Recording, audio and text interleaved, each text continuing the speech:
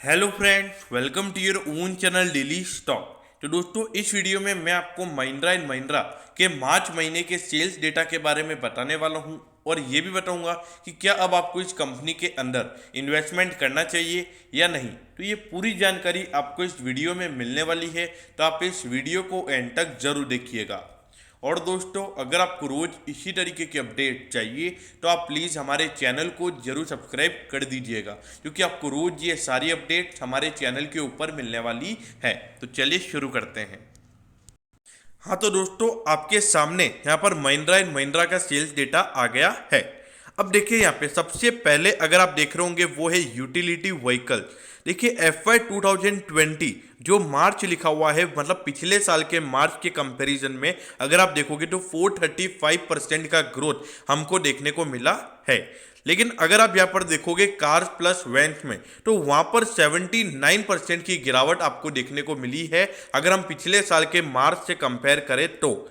और अगर हम पैसेंजर व्हीकल की अगर हम यहाँ पे बात करें तो इसमें सेल्स अगर आप देखोगे तो 4 गुना हो गई है। मतलब FY 20 वाले मार्च में, मतलब जो पिछले साल का मार्च था उसके अंदर कंपनी ने सिर्फ 3383 पैसेंजर व्हीकल्स ही बेची थी और इस बार वो है 16,700। तो देखा जाए तो कंपनी की पैसेंजर व्हीकल्स की जो गाड़ियां हैं वो अच्छी खासी बिकी हैं और जो यूटिलिटी व्हीकल्स हैं उसमें कंपनी को अच्छा खासा ग्रोथ देखने को मिला है। लेकिन जो कार प्लस वैन्स है, मतलब जो महिंद्रा की जितनी भी गाड़ियां हैं कार्स और नॉर्मल वैन, उसमें हमको यहाँ पर गिरावट देखने को मिली है। अब यहाँ पे मैं ईयरली बेसिस पर बात करता हूँ। अब ईयरली बेसिस यानी कि पूरे साल का, मतलब पिछले साल के अप्रैल से लेके इस साल तक के पूरे मार्च तक का डेटा, मतलब पूरे फाइनेंशियल ईयर का डेटा ये है। अगर आप यहाँ पर यूटिलिटी व्हीकल्स को देखोगे तो यूटिलिटी व्हीकल्स में आपको 13% की गिरावट देखने को मिली है अगर हम पिछले साल के फाइनेंशियल ईयर से कंपेयर करें तो।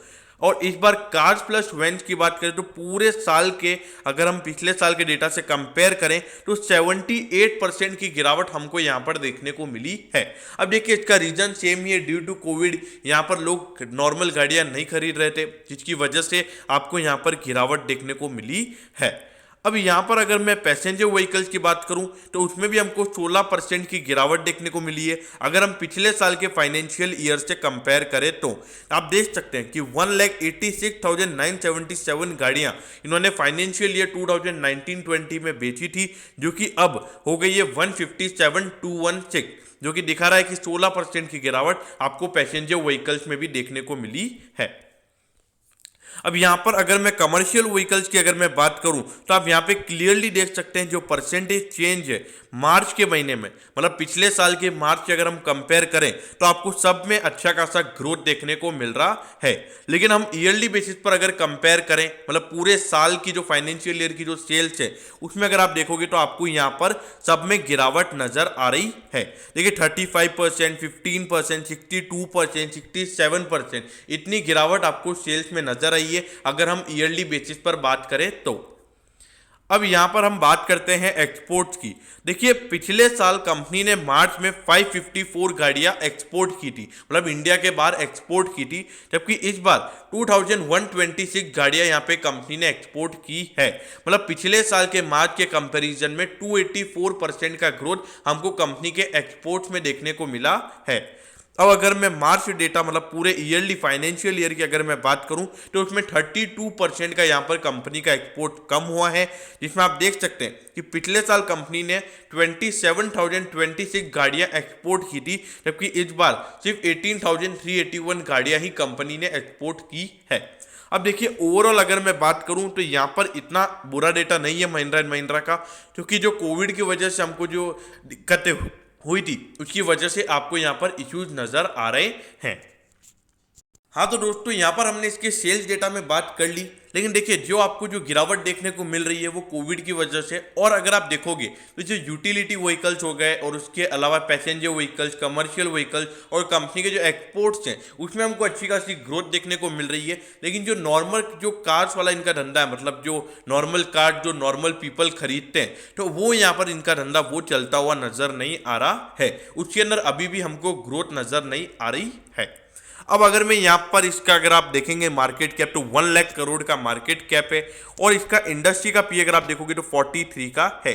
अब यहाँ पर आपको इसका प्राइस टू अर्निंग रेशियो नहीं दिखेगा क्योंकि पिछले साल महिंद्रा एंड महिंद्रा को थोड़ा सा लॉस था, लेकिन अगर आप यहाँ पे प्राइस टू बुक रेशियो देखोगे तो वो खासा अट्रैक्टिव है। सिर्फ कॉन्सोलिडेटेड बेसिस पर सिर्फ 2.1 ही है, जो कि बता रहा है कि अभी भी इसमें वैल्यू बची है।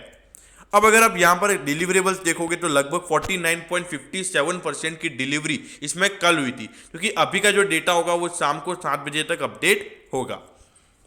ये देखिए आप यहाँ पर आप देखिए पिछले साल कंपनी का जो रेवेन्यू था वो 10% कम हो गया था और इसका जो प्रॉफिटेबिलिटी थी कंपनी लॉस में थी। अब एग्जैक्टली क्या लॉस में थी वो यहाँ पर भी नजर नहीं आ रहा है।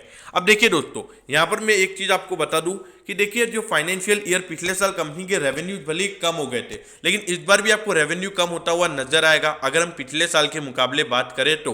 जैसा कि मैंने आपको बताया कि जो ईयरली बेसिस पर जो कंपनी की सेल्स हैं वो कम से कम 15 से 20% गिरी है, तो इसका इंडिकेशन यही है कि आपको यहाँ पे रेवेन्यू कम होता हुआ नजर आएगा। लेकिन देखिए दोस्तों, भले ही आपको यहाँ पे रेवेन्यू कम होता हुआ नजर आएगा, लेकिन इस बार आपको इसकी प्रॉफिटेबिलिटी बढ़ती हुई नजर आएगी।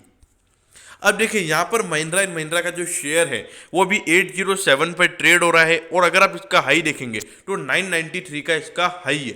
मतलब अपने हाई से लगभग 180 रुपये आपको डिस्काउंट पे मिल रहा है और अराउंड 20% का करेक्शन इसमें आपको अभी देखने को मिल रहा है।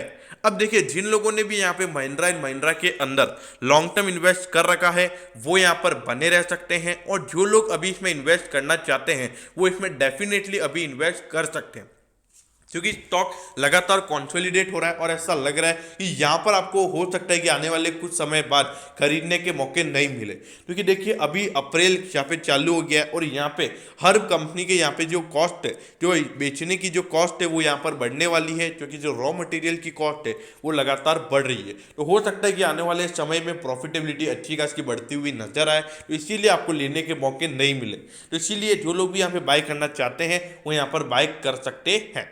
और देखिए शॉर्ट टर्म के लिए बिल्कुल सजेस्ट नहीं करूंगा, क्योंकि ये भी लगातार कंसोलिडेट हो रहा है और यहाँ पे कोई ब्रेकडाउन नजर नहीं आ रहा है। तो अभी शॉर्ट टर्म के लिए मेरे ख्याल से इसमें इन्वेस्ट नहीं करना चाहिए।